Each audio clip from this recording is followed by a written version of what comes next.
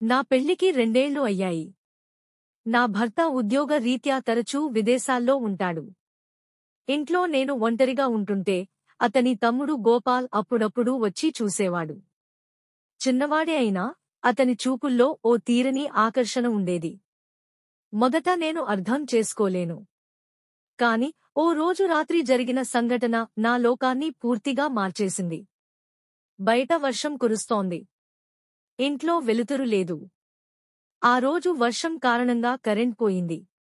నేను జుట్టు తడుచుకుని ఓ గుడ్డతో తుడుస్తుండగా గోపాల్ నన్ను దగ్గరగా చూస్తున్నట్టనిపించింది. అతని చూపు భయపెట్టలేదు. కాని ఊపిరి ఆగిపోతున్నట్టు అనిపించింది. అక్కా!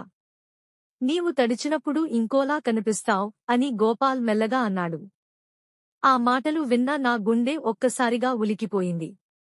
వయసు తేడా ఉన్నా మనస్సుల మధ్య ఓ పైనే మోగింది.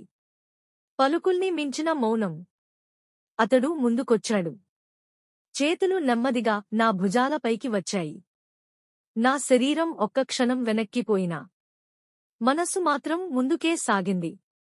నా పెదవులు వెచ్చగా కంపించాయి. గోపాల్ పెదవులు తాకిన క్షణం నేను అంతా మరిచిపోయాను. అది తప్పా? కావచ్చు. కాని నాకు అవసరమైన అనుభూతిని, ఒంటరితనాన్ని ఓ మృదుత్వంతో తాకిన వ్యక్తి గోపాల్ మాత్రమే. ఆ రాత్రి మాటలే పనికిరాలేదు. శరీరమే సంభాషించిందన్నమాట. అర్ధరాత్రి నాలో ఒక నూతన పుట్టుక జరిగింది. నా శరీరం కొత్తగా స్పందించింది.